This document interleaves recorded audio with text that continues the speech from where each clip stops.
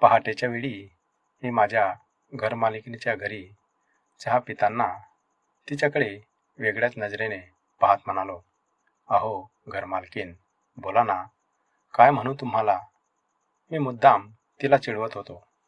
तेव्हा तिने चेहऱ्यावर हलकी स्माईल देत माझ्या गालावर प्रेमाने चिमटा घेतला आणि म्हणाली, कुणाल, तुला आत्ताच बोलले ना मी, मालकीनबाई किंवा काकू, मावशी, ताई असं काही म्हणायचं नाही. माझे नाव सुनंदा आहे आणि ते किती छान आहे. मला त्याच नावाने हाक मारत जा. तुम्हाला माझ्या खऱ्याने नावाने हाक मारलीस ना की माझ्या मनाला खूप बरं वाटेल. असं वाटेल की कोणीतरी माझ्या हक्काचं आणि जवळचा माणूस मला हाक मारतंय. आणि पुढे आम्ही दोघेही एकमेकात त्या पहाटे. नमस्कार मित्रांनो, मी कुणाल, वय वर्ष 20. माझं शिक्षण चालू होतं आणि मी एका मोठ्या शहरात शिकायला होतो.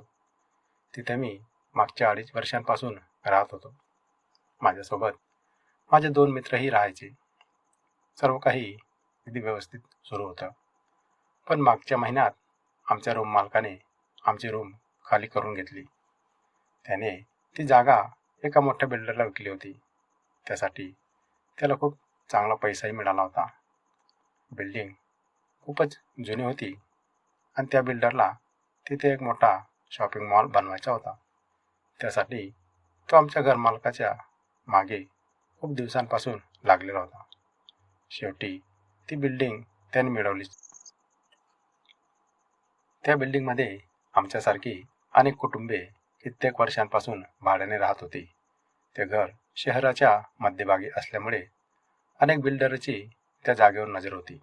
शेवटी घर आम्हाला सोडावं लागलं. इच्छा तर नव्हती, कारण घरमालक खूपच चांगले होते आणि भाडंही आम्हाला परवडणार होतं. त्यामुळे आम्हाला दुसऱ्या रूममध्ये जावं लागणार होतं. आम्ही लगेच दुसरी रूम शोधायला सुरुवात केली, पण ती सहज मिळाली नाही. जवळपास आम्हाला रूम शोधायला 1 आठवडा लागला. तोपर्यंत आम्ही त्याच घरात सामान ठेवून थांबलो होतो. त्यानंतर आठवड्याभरानंतर आम्हाला एक रूम मिळाली.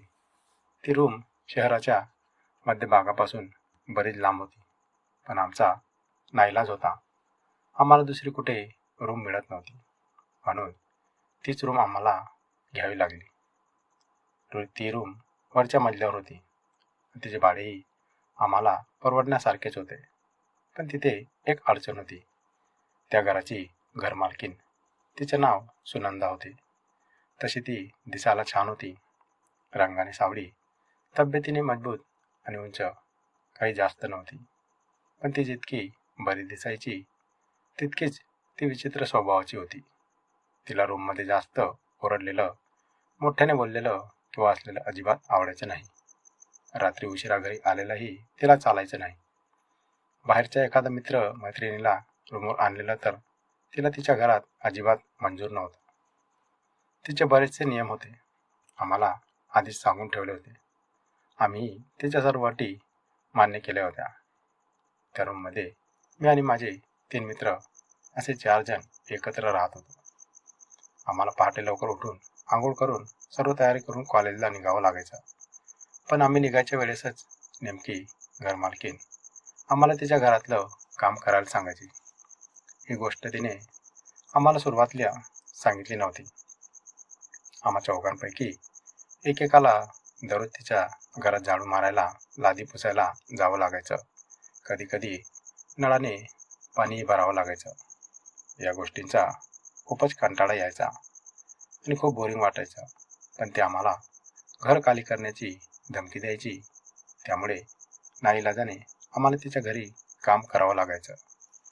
सकाळी 6 वाजता आणि संध्याकाळी 6 वाजता आम्हा चौघांपैकी एकेकाला तिच्या घरी कामासाठी जावंच लागायचं. आम्हाला तिच्या घरात येऊन 1.5 महिना झाला होता. आम्ही 4ही मित्र विचार करायचो की अशी विचित्र बाई आपण आजवर कधी पाहिलेली नाही. त्यावर माझा एक मित्र म्हणाला, अरे, त्या बाईला मूलबाळ नसेल म्हणून ती आपल्यासारख्या मुलांवर हुकूम गाजवते. ज्या लोकांना मूलबाळ असतं नसतं त्यांच्या मनात दया माया नसते. ते आपल्यासारख्या मुलांवर हक्क गाजवतात आणि त्यांची कामे करून घेतात. दुसरा मित्र म्हणाला, हो, हे अगदी खरं आहे. आमच्या गल्लीत सुद्धा असंच एक कुटुंब होतं. तेही माझ्याकडून अशीच काम करून घ्यायचे. तेव्हा तिसरा मित्र म्हणाला, अरे नाही रे, तुम्ही तिघे चुकीचं समजून घेत आहात. मला माहिती आहे, त्या घर मालकिनीला 2 मुलं आहेत आणि तिला नवराही आहे. पण तिच्या अशी विचित्र वागणुकीमुळे ते तिघेही तिच्यापासून लांब राहतात. आम्हा तिघांनाही त्याच्या बोलण्यावर विश्वासच बसत नव्हता. पण तो म्हणाला, तिच्या घरी मी तिचे आणि तिच्या मुलांचे फोटो पाहिले आहेत. त्यामुळे तिला मुलबाळ नाही असं म्हणणं चुकीचं ठरेल. आणि तसंही एकट्या राहणाऱ्या स्त्रिया काहीच्या चिडचिड्या होतात. त्यांच्या बोलण्यात चिडचिड आणि राग असतो. पण खऱ्या मनाने ते खूप चांगल्या आणि गोड असतात. त्यांच्या मनात काही नंतर काही नसतं. त्या फक्त तेवढ्यापुरत्याच चिडतात आणि नंतर शांत होतात. आता मला सांगा, आपण दररोज सकाळी संध्याकाळी तिचं काम करतो. त्यानंतर जर आपण कधी घरी असतो तेव्हा तिने विनाकारण आपल्यावर राग काढलाय का? आम्ही तिघेही त्याचं बोलणं ऐकत होतो आणि एका सुरात म्हणालो, नाही, असं तर कधी झालं नाही. म्हणजे आता तुम्हाला कळलं असेल, तो म्हणाला. आम्ही तिघांनी मान हलवत होकार दिला आणि मनात विचार केला की खरंच अशी लोक मनातून खूप मऊ स्वभावाचे असतात. मित्रांनो, अशा आमच्या बऱ्याच वेळपर्यंत गप्पा चालू होत्या. सोबत अभ्यासही सुरू होता. रात्रीचे 10:30 वाजले होते. तितक्यात घरमालकीन सुनंदाबाई आम्हाला म्हणाल्या, अरे पोरांनो, रात्रीचे 10:30 वाजलेत आणि तुम्ही एवढ्या मोठ्याने हसताय, बोलताय. तुमचा अभ्यास चालू आहे की नाही? तुम्हाला मी सांगितलंय ना, मला मोठा आवाज चालणार नाही. तरी तुम्ही जे करायचं तेच करता का? आम्ही चारही मित्र बाल्कनीत आलो आणि म्हणालो, अहो सुनंदाबाई, माफ करा. थोडा थट्टा मस्करीचा विषय होता, म्हणून आमच्याकडून थोडा मोठा आवाज झाला. यापुढे असं होणार नाही. आम्ही माफी मागतो. प्लीज आम्हाला शेवटचं माफ करा. आम्ही चौघांनीही लगेच माफी मागितल्यामुळे ती आमच्यावर थोडी रागवत म्हणाली, ठीक आहे, हे शेवटचं असेल, पण यापुढे जर मला असा मोठा आवाज आला तर मी सरळ तुम्हाला घराबाहेर काढेन आणि तुमचे ॲडव्हान्सचे पैसेही मिळणार नाहीत. आता आम्ही चौघांनी एकमेकांकडे पाहिले आणि ठरवले की यापुढे मोठ्याने बोलताना हसताना विचार करूनच बोलायचे. अशा प्रकारे आमचा शांतपणे अभ्यास हळूवार सुरू राहिला. आम्ही पूर्णपणे सुनंदाबाईचा विचार करूनच वागू लागलो. आता आम्हाला तिच्या रूममध्ये येऊन 2 महिने झाले होते. एका सकाळी आमची तयारी झाली आणि तिच्या घरी झाडू मारायला जायचा माझा नंबर होता. पण मला थोडं बरं वाटत नव्हतं, म्हणून मी जाण्याचा कंटाळा केला. माझ्या मित्रांनी सांगितलं, आम्हाला कॉलेजला जायला उशीर होतोय आणि तसंही तू आज आजारी असल्यामुळे घरी थांबणार आहेस, तर तुला वेळ मिळेल तेव्हा तिच्याकडे जाऊन तिची कामं करून घे. आता मलाही तिच्या घरी जाण्याशिवाय पर्याय नव्हता. माझे मित्र निघून गेले आणि मी 15-20 मिनिटांनी सुनंदा मालकिनीच्या घरी आलो. सकाळचे 6 वाजायलाही थोडा उशीर होता, तरीही तिचे घर बंद होते. मी दाराची कडी वाजवली तेव्हा तिने दार उघडले. तिच्या डोक्याला रुमाल बांधलेला होता. ती खूपच अस्वस्थ दिसत होती. तिची अवस्था पाहून मला समजले की सुनंदाबाईंची तब्येत बरी नाही. ती मला म्हणाली, अरे कुणाल, मला बरं नाही म्हणून आज उठायला मला थोडा उशीर झाला. बरं झालं तू आलास. पटकन घरातलं आवरून घे. माझं डोकं खूप दुखतंय. थोडं दाबून देशील का रे? मी लगेच मान हलवून होकार दिला. मी तिच्या रूममध्ये जाऊन झोपली. ती तिच्या रूममध्ये जाऊन झोपली. तिथून त्याच्या कान्याचा आवाज येत होता. मी पुढच्या रूममध्ये होतो, पण विचार केला, आधी तिचं डोकं दाबून देतो, बाम लावून देतो. मी लगेच तिच्या रूममध्ये गेलो आणि तिच्या शेजारी बसून खूप प्रेमाने तिचं डोकं दाबून देऊ लागलो. ती माझा हात धरून तिच्या डोक्यावर दाबत होती. तिचे उष्ण गरम श्वास माझ्या हातांना हळुवारपणे स्पर्श करत होते. मलाही थोडी सर्दी झाली असल्यामुळे माझे अंग थोडे गरम होते आणि मधूनच मला खोकला येत होता. ती म्हणाली, कुणाल, तुझे अंग गरम आहे, तुलाही बरं नाही का रे? मी म्हणालो, हो, मलाही आज थोडं अवघडल्यासारखं वाटतंय. ती म्हणाली, तुझं आणि माझं दुखणं सारखंच आहे तर. मी लगेच म्हणालो, आपण दोघेही 10 वाजता सोबतच दवाखान्यात जाऊन येऊ. मी बऱ्याच वेळपर्यंत तिचं डोकं दाबून दिलं. नंतर ती म्हणाली, कुणाल, बस झालं रे, तुलाही बरं नाही. आता पटकन घरातलं आवरून घे आणि दोघांसाठी चहा बनव. मी तिच्या डोक्यावरून उठलो आणि तिच्या पायाजवळ जाऊन बसलो.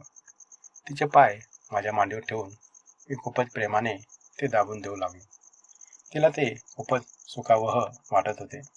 ती म्हणाली, कुणाल, खूप वर्षांनी माझे पाय असं कोणीतरी दाबतंय रे. खूप बरं वाटतंय. तू न सांगता माझे पाय दाबतोस.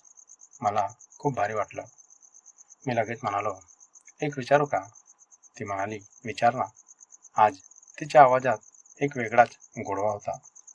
माझ्या त्या मित्राने सांगितलेलं अगदी खरं होतं. कारण सुनंदाबाईचं बोलणं तेवढ्यापुरतंच रागाचं असायचं, पण मनातून त्या खूप प्रेमळ आणि गोड स्वभावाच्या होत्या. मी त्यांना विचारले, मालकीनबाई, तुम्हाला मुलं आणि मिस्टर नाहीत का? माझं हे बोलणं ऐकून त्या उठून बसल्या आणि माझ्याकडे पाहत म्हणाल्या, कुणाल, खूप पाय दाबून दिलेस, आता मला खूप बरं वाटतंय. त्यापुढे म्हणाल्या, माझे पती आणि दोन्ही मुलं माझ्यासोबत राहत नाही. त्यांना माझ्या रागवलेलं बोललेलं आवडत नाही. मागच्या 4 वर्षांपासून मी एकटीच इथं राहते. आता तूच सांग, माझा स्वभाव इतका वाईट आहे का रे? मी लगेच म्हणालो, नाही, तुमचा स्वभाव खूप गोड आणि प्रेमळ आहे. हो, तुम्ही आम्हाला कधीतरी ओरडता तेवढंच, बाकी तुमचा स्वभाव खूप चांगला आहे. त्यांनी तुम्हाला असं एकटं सोडून जायला नको होतं. हे ऐकून तिचं मन भरून आलं. डोळे पाणावले. ती म्हणाली, काय सांगू रे कुणाल, ते गेल्यापासून मी खूप एकटी पडले. कधी कधी वाटतं आपण जगतो तरी कुणासाठी?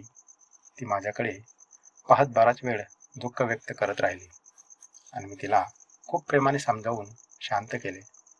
बोलता बोलता मी तिच्या अगदी जवळ बसलो होतो आणि तिचा हात माझ्या हातात घेऊन तिला धीर देत होतो. आता माझ्या मनात तिच्याविषयी एक वेगळंच प्रेम आणि आकर्षण वाढू लागलं होतं. मला असं वाटत होतं की तिच्यासोबत तासनतास गप्पा मारत बसावं, कारण ती इतक्या प्रेमाने माझ्याशी बोलत होती. तिच्या मनातील दुःख मला सांगत होती. मीही तितक्याच जिव्हाळ्याने तिची समजूत काढत होतो. बोलता बोलता ती खूप भावूक झाली आणि तिच्या डोळ्यांतून अश्रू वाहू लागले. मी लगेच तिच्या साडीच्या पदराने तिचे डोळे पुसले. तशी तिने हळूच माझ्या खांद्यावर डोकं ठेवलं आणि ती रडू लागली. मी आता तिला अगदी माझ्याजवळ घेऊन बसलो होतो. हा क्षण माझ्या आयुष्यातील अत्यंत सुंदर आणि गोड क्षण होता. असा भावनिक आणि जिव्हाळ्याचा अनुभव मी आजवर कधीही घेतला नव्हता. आज सुनंदाबाईंसारखी एक सुंदर स्त्री माझ्या इतक्या जवळ बसली होती. तिला इतक्या जवळून पाहणं माझ्या मनातील सुप्त भावना हळुवारपणे आता जागे होत होत्या. माझ्या शरीरात एक वेगळीच लहर धावून गेली. मी नुकताच ऐन तारुण्यात पाऊल ठेवलेला तरुण होतो आणि अशा वेळी तरुण मुलं स्त्रियांकडे सहज आकर्षित होतात. तिचं हे बोलणं, तिचं जवळ असणं मला खूप सुखावून जात होतं. मी तिच्या खांद्यावर हात ठेवून हलकेच तिच्या पाठीवरून हात फिरवू लागलो. तिलाही ते खूप हवेहवेसे वाटत होते. माझी इच्छा आणि मन तिच्यात पूर्णपणे गुंतले होते.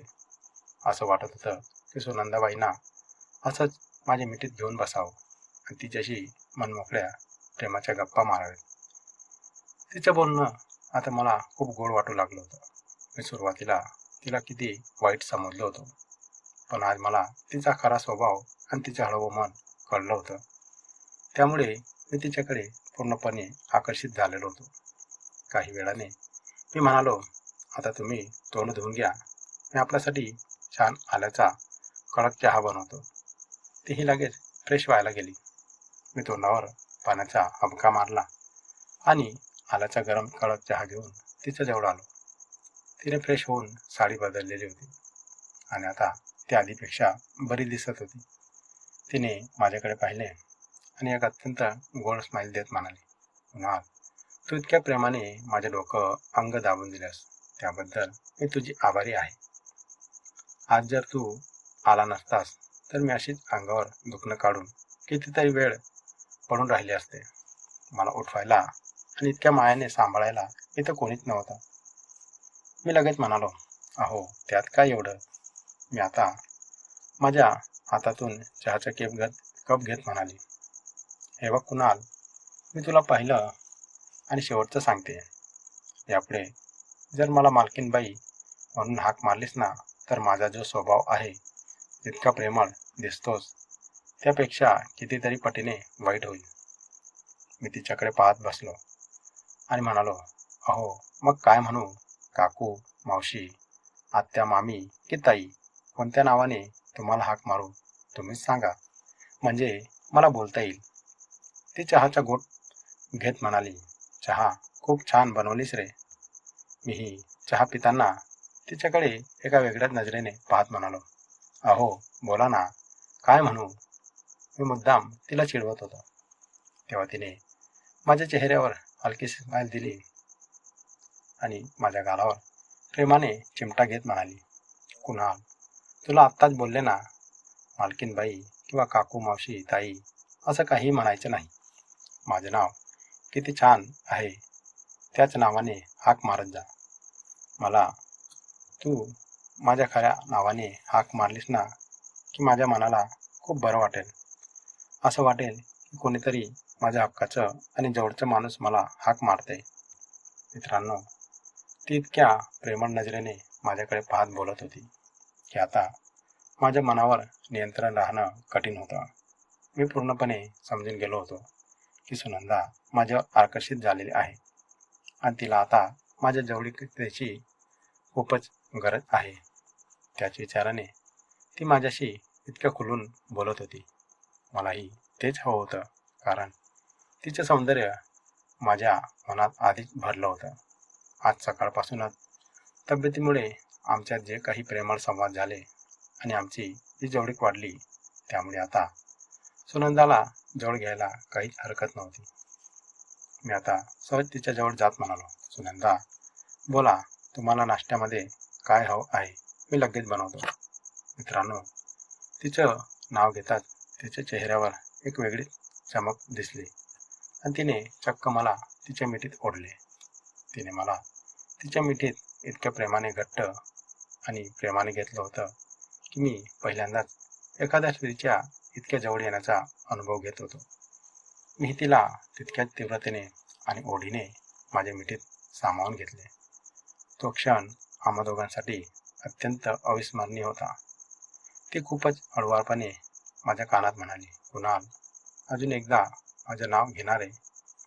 मी आता तिच्या पाठीवरून आणि मोकळ्या केसांवरून अत्यंत प्रेमाने हात फिरवला. तिचे मऊ दाट केस माझ्या बोटांना स्पर्श करीत होते. मी तिच्या केसांवरून हात फिरवत अत्यंत प्रेमाने म्हणालो, सुनंदा, तू खूपच गोड आहेस आणि तुझा स्वभाव मला खूपच आवडला. एवढं बोलताच तिने मला आणि हळूच म्हणाली, मला आज खूप वर्षांनी कोणीतरी इतक्या प्रेमाने आणि हक्काने हाक मारली आहे. त्यामुळे मी स्वतःला रोखू शकले नाही. आम्ही दोघेही एकमेकांच्या घट्ट मिठीत होतो. बाहेर पहाटेचे कोवळे ऊन हळूच खोलीत पसरत होते. वेळ जणू थांबली होती फक्त आमच्यासाठी आणि आम्ही एकमेकांच्या इतक्या जवळ आलो होतो की त्या पहाटेच्या शांत समयात मनातील भावनांची ओढ आम्हाला एकमेकांकडे अधिकाधिक आकर्षित करीत होती. तेही माझ्या पाठीवरून आणि केसांवरून अत्यंत मायेने तिची बोटं फिरवत होती आणि मला स्वतःच्या आजूड जवळ ओढत होती. तो स्पर्श, ते उबदार शब्द आणि तो सहवास, आम्ही दोघेही एकमेकांमध्ये इतके खोलवर हरवून गेलो होतो की आम्हा दोघांनाही जगाचे थोडेही भान राहिले नव्हते. जणू काही स्वप्नात मी एखाद्या अप्सरेसोबत विरह करत आहे. असाच सुखद अनुभव मला सुनंदासोबत येत होता. आम्ही एकमेकांमध्ये पूर्णपणे हरवून गेलो होतो आणि जगाचा आम्हाला पूर्ण विसरच पडला होता. मी या शहरात काय करण्यासाठी आलो होतो आणि सुनंदाबाईसोबत मी हे काय करीत होतो याचे मलाही भान नव्हते. आम्ही या पहाटेच्या वेळी एकमेकांच्या प्रेमात इतके बुडून गेलो होतो की जवळपास 1 तास आम्ही एकमेकांच्याच मिठीत राहून एकमेकांचा एकटेपणा अत्यंत प्रेमाने दूर करीत होतो. त्यामुळे आम्ही दोघेही खूप आनंदी होतो. सुनंदाच्या चेहऱ्यावर तो आनंद स्पष्ट सांगत होता की ती या सहवासाने मनापासून समाधानी आहे. मी तिला हळूच विचारले, सुनंदा, आता कसं वाटतंय तुला? ती म्हणाली, कुणाल, तुझ्यासारखा प्रेमळ आणि बोलका मित्र मला मिळाला आणि माझ्या कित्येक वर्षांचं दुःख तू क्षणात दूर केलंस. आता मला तुझ्या प्रेमापासून कधी दूर करू नकोस. बस एवढंच मी तुला सांगेन. मी तिला त्यासाठी लगेच होकार दिला आणि म्हणालो, सुनंदा, मी अजून 1.5 वर्ष इथेच रूमवर आहे. आपण असेच एकमेकांच्या जवळ राहू आणि दोघेही एकमेकात इतके हरवून जाऊ की साऱ्या जगाला विसरूनच जाऊ.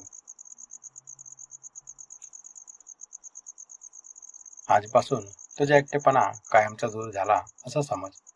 एवढं बोलून आम्ही दोघे शांत बसलो होतो. तेवढ्यात दाराची कडी वाजली. आम्ही लगेच कपडे व्यवस्थित केले. ती म्हणाली, कुणाल, बहुतेक दूधवाला आला असेल. मीही लगेच घरातलं काम आवरायला घेतलं आणि सुनंदाने दूध घेतले. ती दूध घेऊन किचनमध्ये आली. माझ्याकडे खूप प्रेमाने पाहत म्हणाली, कुणाल, आता हे दूध गरम कर, आपण दोघेही पिऊ. तिने गॅसवर दूध तापवायला ठेवले आणि मी मागून जाऊनच तिला हळूच मिठीत घेतले. ती लाजत म्हणाली, मला आता 8 वाजलेत, आंघोळ वगैरे करून घे, आपल्याला दवाखान्यातही जायचं आहे ना. आणि मला सांग, तुला नाश्त्यासाठी काय करू? मी थोडा वेळ गप्प राहिलो. नंतर हळूच तिच्या डोळ्यात बघत तिला म्हणालो, सुनंदा, मला नाश्त्यात काही नको, फक्त तू आणि तुझं हे प्रेम हवं आहे. ती खूप सुनंदा तितक्याच प्रेमाने हळुवारपणे म्हणाली, कुणाल, मी तर आज पूर्णपणे तुझी झाले रे. त्यामुळे या तुझ्या प्रश्नाला अर्थच उरत नाही. मी आणि माझं प्रेम आता फक्त तुझ्यासाठीच आहे. कारण आज मला माझ्या हक्काचा आणि प्रेमळ तुझ्यासारखा मित्र मिळाला आहे. मित्रांनो, आता माझ्याकडे वळले आणि दोघेही एकमेकांच्या नजरेत नजर टाकून पाहत होतो. हळूच माझ्या प्रेमळ घरमालकिनीने मला तिच्या मिठीत घेतलं आणि आम्ही पुन्हा प्रेमाच्या बंधात घट्ट अडकलो. मित्रांनो, त्या दिवसानंतर सुनंदा घरमालकीन आणि माझे एक अतिशय प्रेमळ आणि घट्ट नाते बनले. आम्ही दररोज एकमेकांचा एकटेपणा खूप प्रेमाने दूर करायचो. हे सर्व माझ्या मित्रांना माहिती झालं होतं. त्यामुळे ते काहीच बोलले नाही. पण ते मला आता काही बोलतही नव्हते आणि आमचे हे प्रेमळ नाते असेच पुढे चालू राहिले. मित्रांनो, ही कथा पूर्णपणे काल्पनिक आहे. या कथेमधून कोणाच्याही भावना दुखावण्याचा आमचा हेतू नाही. या कथेचा कोणत्याही जिवंत किंवा मृत व्यक्तीशी काहीही संबंध नाही. जर तसे आढळल्यास तो केवळ एक योगायोग समजावा. ही कथा फक्त तुमच्या मनोरंजनासाठी बनवली आहे. कथा आवडल्यास आनंद घ्या आणि तुमच्या मित्रमैत्रिणींना शेअर करा, लाईक करा. तुमचे मत कमेंटमध्ये नक्की सांगा आणि आपला अनुभव सुमगो मराठी या चॅनलला सबस्क्राईब करायला विसरू नका. धन्यवाद.